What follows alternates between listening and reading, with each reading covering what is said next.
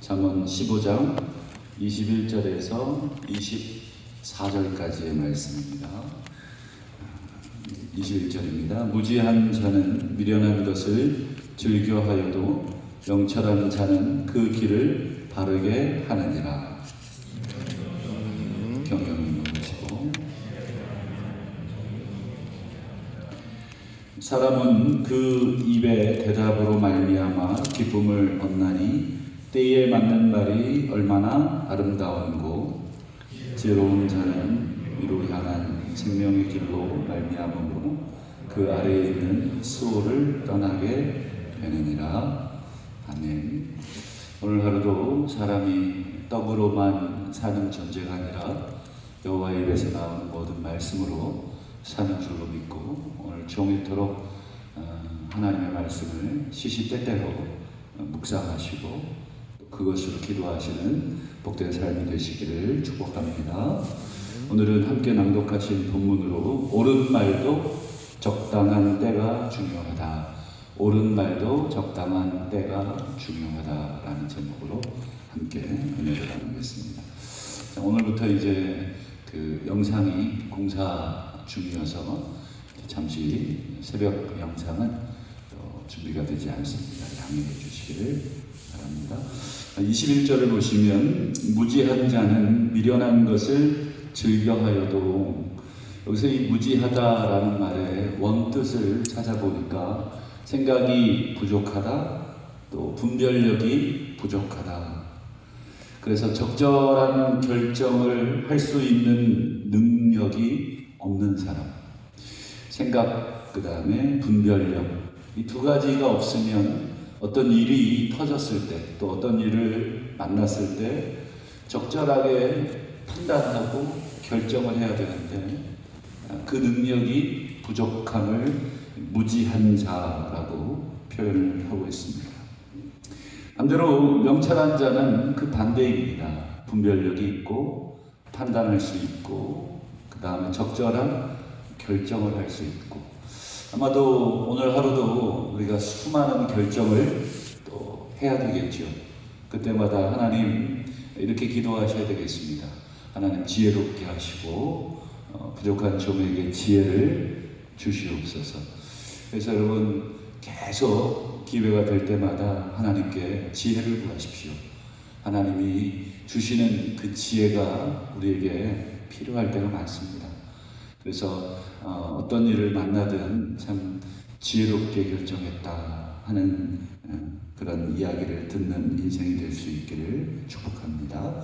22절을 보시면 의논이 없으면 경영이 무너지고, 이때 경영이라고 하면 뭐 회사에 대한 경영도 경영이겠지만 여기서는 계획을 말하게 되겠습니다. 의논이 없으면 경영이 무너진다.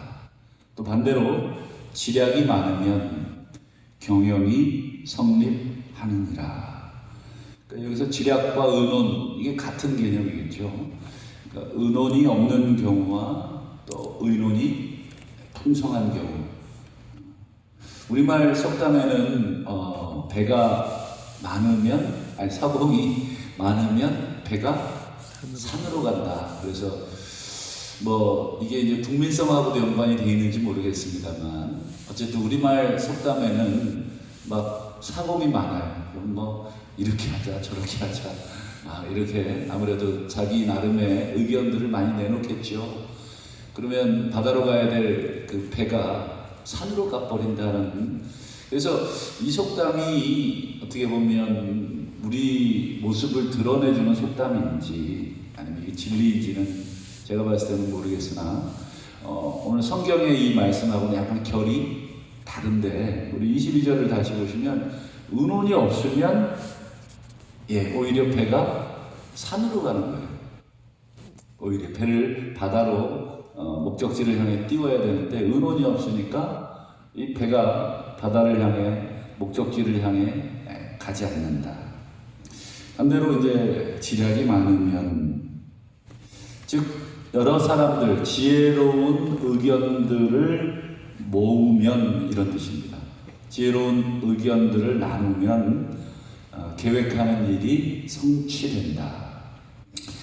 제가 이제 22절의 말씀을 이렇게 묵상하면서 열왕기상 1장 말씀이 생각이 났습니다. 거기 보시면 다윗이 늙습니다. 다윗이 이제 세상 사람들의 길을 가게 되는데 다윗의 아들 중에 아도니아라고 하는 아들이 있습니다. 다윗이 한 번도 아도니아를 향해 네가 어찌하여 그리했느냐라고 하는 이 아버지의 마음을 서운하게 한 적이 없는 아주 그런 아들로 기록이 되죠. 이 아도니아가 아버지의 계획을 몰랐을 리는 없을 텐데 다윗이 평소에 늘 솔로몬을 왕으로 세울 것을 이야기를 해뒀습니다. 그리고 모두가 다 그리 알고 있었고, 근데 다윗이 늙어감에도 솔로몬을 왕으로 세우지를 않습니다. 그때 이 아도니아라는 아들이 스스로 사람들을 모아서 왕이 됩니다. 그리고 왕의 대관식을 치르고 잔치를 합니다. 한마디로 이제 구테타라고 해야 되나요? 뭐 그런 거죠. 그런데 안타까운 것은 그동안 아버지 다윗 왕과 함께 이 동고동락했던 이 요압이라고 하는 장군 아시죠? 이 요압이라는 장군, 그리고 또 제사장 중에는 아비아달, 이 두 사람이 이 아도니아 아들 이 반역에 동참을 합니다. 그러자 여러분, 다윗이 어떻게 하냐면 급히 이 사태를 마무리를 합니다. 본인이 또 하나님께 받았던 또 말씀도 있고, 또 그것에 대해서 평소에 이야기했던 계획도 있고, 그래서 솔로몬을 왕 위로 세울 것을 결정을 하는데, 중요한 것은 다윗이 급한 마음에 독단적으로 솔로몬을 왕으로 세우지를 않습니다. 제가 한번 읽어봐 드릴게요. 열왕기상 1장 32절인데 다윗 왕이 세 사람을 부릅니다. 누구냐면 제사장 중에는 사독, 그 다음에요 선지자 중에는 나단, 그리고 군대의 장관이죠. 장관 중에는 여호야다의 아들 분하야. 이 세 사람을 부릅니다. 제사장 그룹, 선지자 그룹, 그 다음에 군대 장관 그룹. 이 세 그룹의 가장 중요한 인물 한 사람씩을 불러서 그들과 함께 솔로몬이 왕이 될 수 있도록 조치를 함께 의논하여 취하게 됩니다. 그래서 예정대로 솔로몬이 왕위에 오르게 되죠. 무슨 뜻입니까?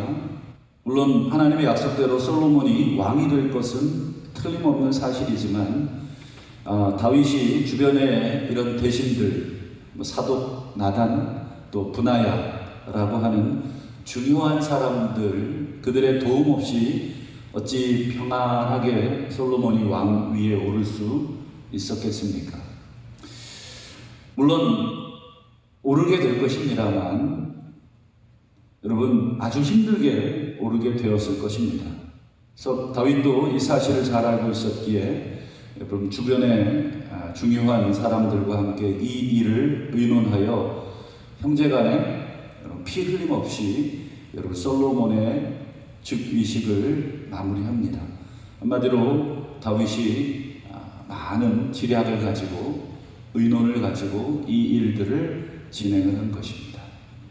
그것이 바로 오늘 22절에 의논이 없으면 경영이 무너지고 지략이 많으면 경영이 성립한다.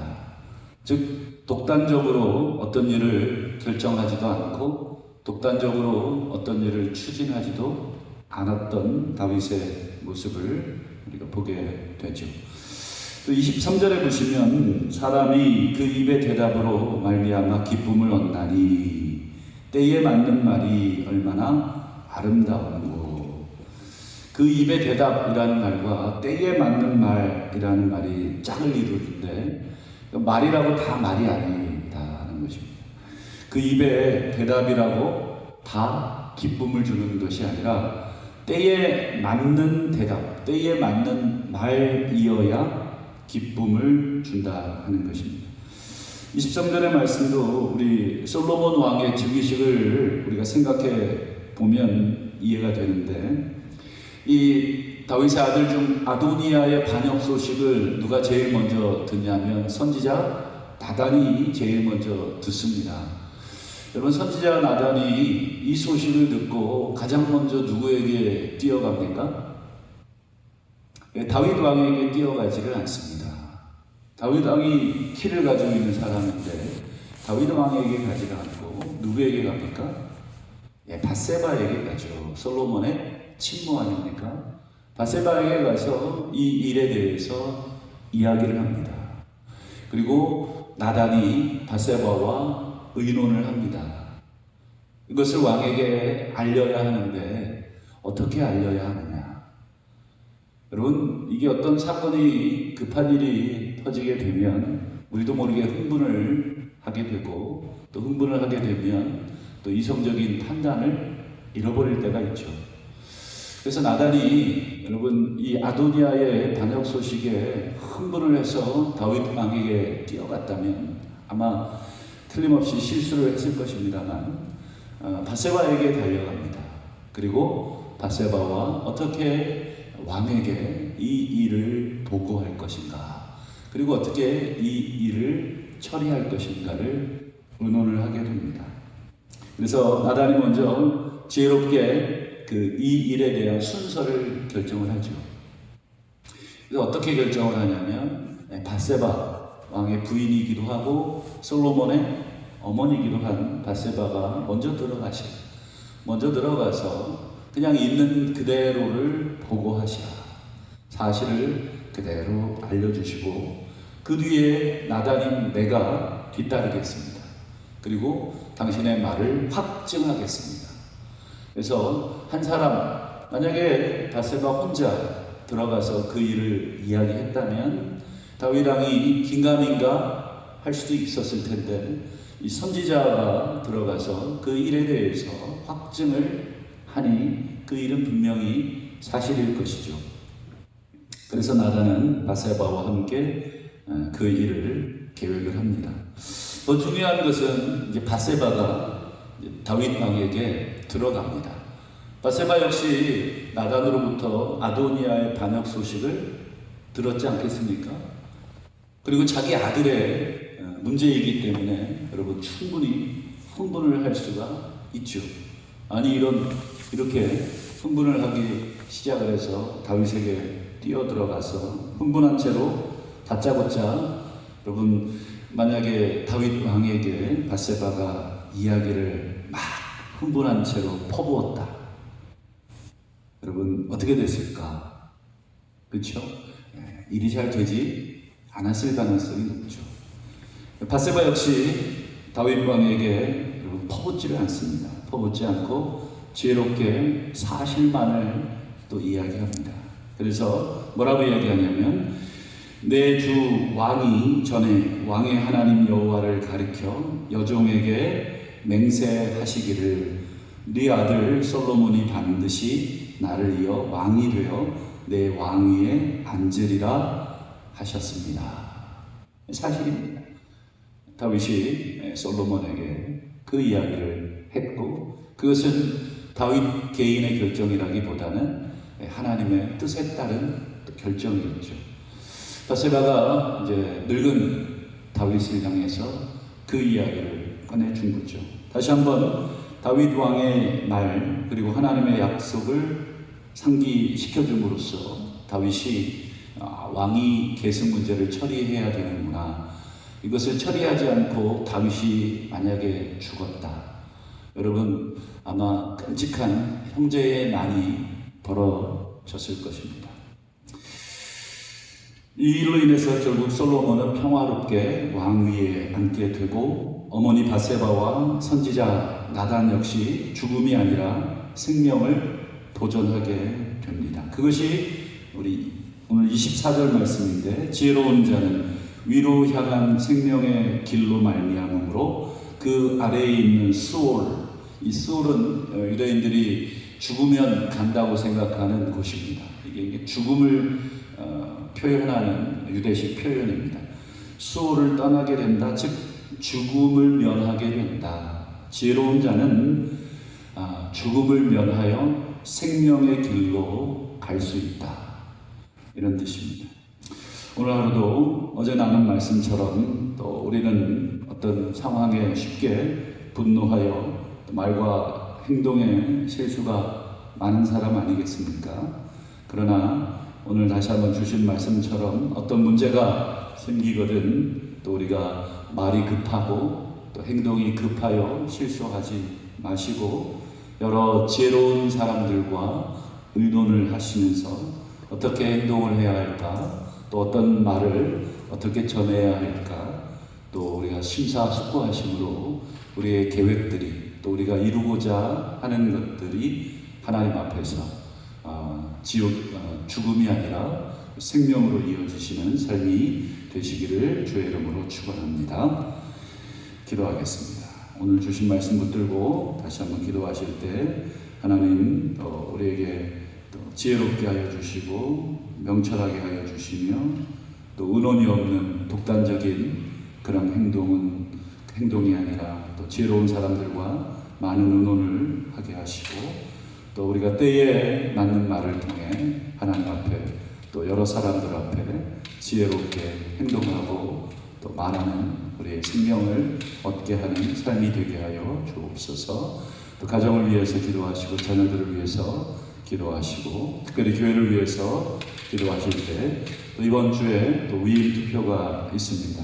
또 하나님의 선하신 뜻이 우리 교회 가운데 이루어질 수 있도록 기도하시기를 바라고 또 코로나19가 계속해서 창궐하고 있습니다. 하나님 인류를 불쌍히 여겨 주옵시고 속히 구원하여 주옵시며 또 우리 성도들이 하나님 앞에 마땅히 회개할 것들은 회개하며 하나님의 은혜와 자비를 구하게 하여 주옵소서. 또 가지고 오신 개인의 기도의 제목으로 또 자유롭게 시간이 허락되실 때까지 기도하시다가 돌아가시기 바랍니다.